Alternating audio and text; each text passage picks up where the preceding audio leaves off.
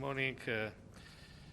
I am Foreign Minister of Poland. I've just chaired the meeting, Arria-formula meeting of the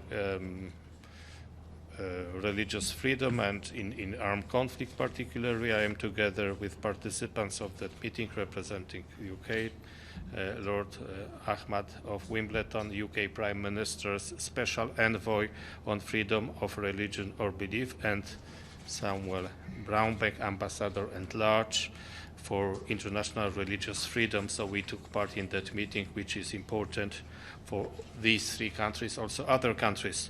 Today is 22nd of August, and for the first time, we honored the International Day commemorating the victims of acts of violence based on religion or belief.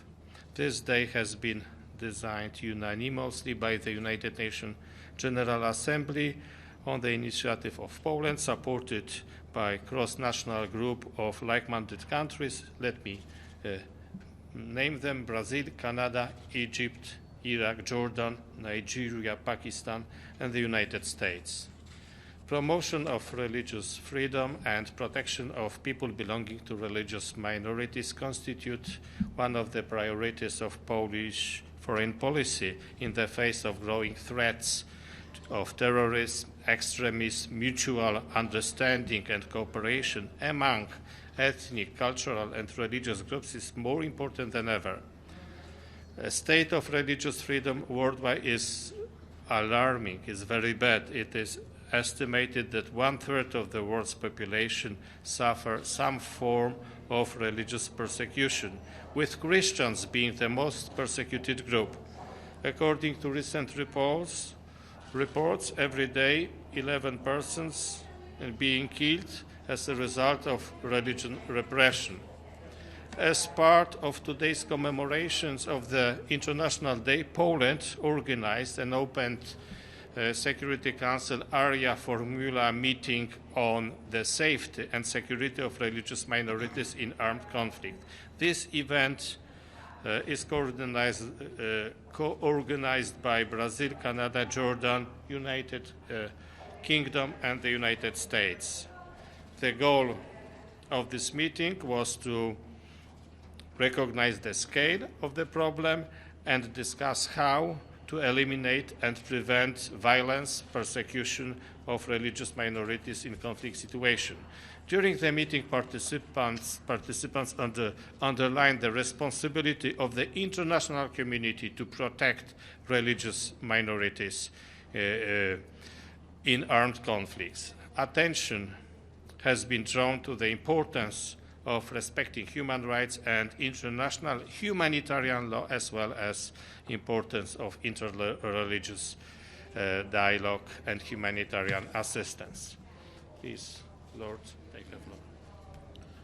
Well, firstly, good afternoon, and thank you for being here. I'd like to firstly congratulate Poland, and in particular Foreign Minister, your good self, for convening this very important meeting. Freedom of religion or belief is an inherent human right. When we look around the world, conflicts besiege us, and quite often where conflicts take place, it is an unfortunate consequence, but we see the reality of it, that religious communities, faith communities are suppressed, particularly minority communities. And what today's meeting illustrates is the importance for standing up for this issue, this important human right, the fundamental right that anyone should enjoy anywhere in the world. I myself, as Minister for Human Rights for the United Kingdom, but also since last year, the Prime Minister's Special Envoy for Freedom of Religion or Belief, have prioritized this particular issue. And today, during my statement, I repeated and mentioned quite specifically the commitment of our new Prime Minister, Boris Johnson, on this important priority, a priority which underlines the United Kingdom's commitment to working with like-minded partners such as Poland and the United States, to ensuring that people of all faiths and none know that countries will stand with them. I have personal convictions on this particular issue. I was once asked, right here at the United Nations, about why I speak up strongly against anti-Semitism. And the question was posed to me that I am strong on anti-Semitism and standing up to anti-Semitism because I am a Muslim, despite being a Muslim. And I said, no, It's because I am a person of faith. It is because I am a Muslim that I stand up for the rights of others. Indeed, the biggest test we have is when we stand up for the rights and beliefs of others. And today's meeting illustrates the commitment and the conviction that many countries have for doing just that.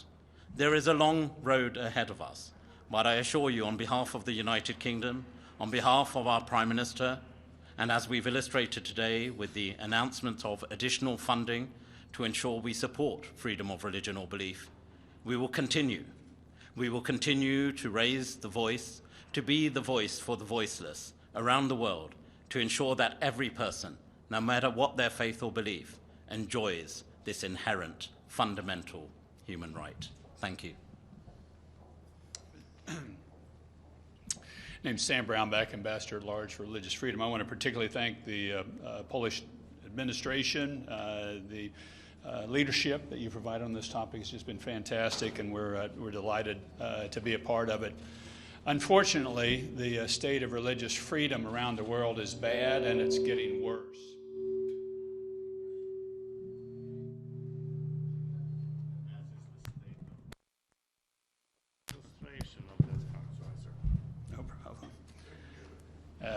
As I was saying, that the state of religious freedom around the world is bad and it's getting worse.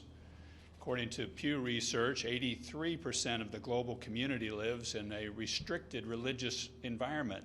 And that is that they cannot practice their faith freely. We find in some places around the world a horrific level of violence towards particularly religious minorities. The United States administration has been deeply concerned about this. We've held 2 ministerials in Washington this year, and one this year and one last year. We had 105 countries participating this year. We're going to continue to push this effort. We are seeking to build an alliance, an international religious freedom alliance, that would push collectively and together, like-minded countries would push on the topic of religious freedom globally so that we can start getting the trend line going the other way, so that the religious freedom would open up, so that the gates of religious freedom would come open, and that the iron curtain of religious persecution would come down. We are not there yet. We're going to continue to push that. I think this day of a national day, an international day of remembrance, is a key factor of moving this forward so that we can get more attention to this. And this is a basic universal human right. It is in the Declaration of Universal Human Rights. This right of religious freedom is one that's entitled to everybody, everywhere, at all times. It is important that people of all faiths stand up for everybody else's faith, or people of no faith to stand up as well for this fundamental right. And I applaud the Polish government, and I applaud those who've signed on for this effort, that this would take place here today. And I hope it's not just a day of remembrance, but it's a day of action. And the world community joins together to push forward for more religious freedom. Thank you.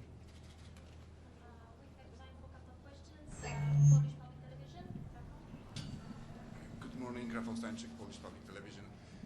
Just want to ask about today's debate. What is the most sufficient way to fight discrimination of minorities, and what is the most sufficient way to support victims of war and conflicts, just to encourage them to rebuild their lives?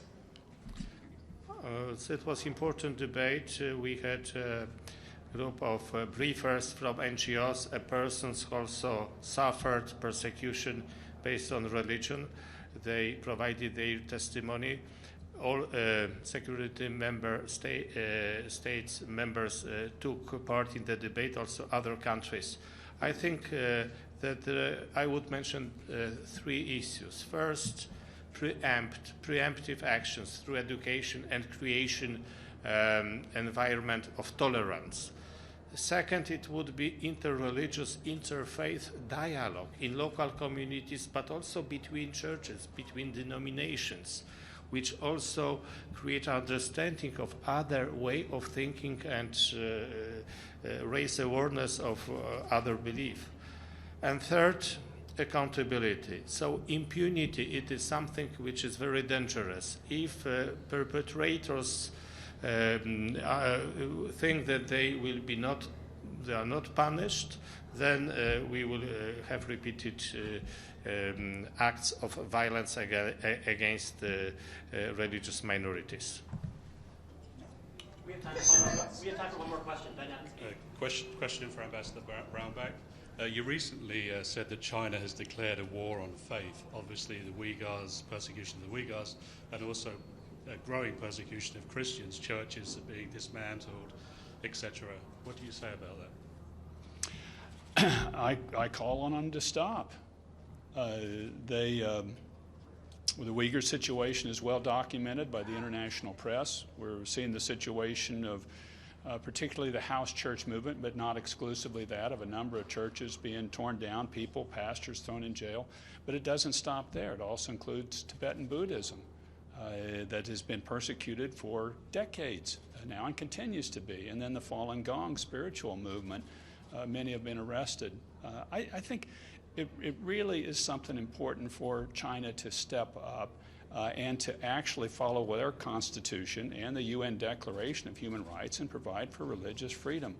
Now, that's not the only country in the world. I mean, we cited in there, I cited, and a number of other people did too, the situation in Iran and the religious persecution that's there. Unfortunately, the problems that are taking place in Pakistan. We've seen it in places like Eritrea, Russia, the things that they are doing. So there's a series of places, but really China has just gone at all of these faiths so aggressively, and they should not be doing this, not under their own constitution and not under the UN Declaration of Human Rights. And regarding Cuba, your ambassador, regarding Cuba?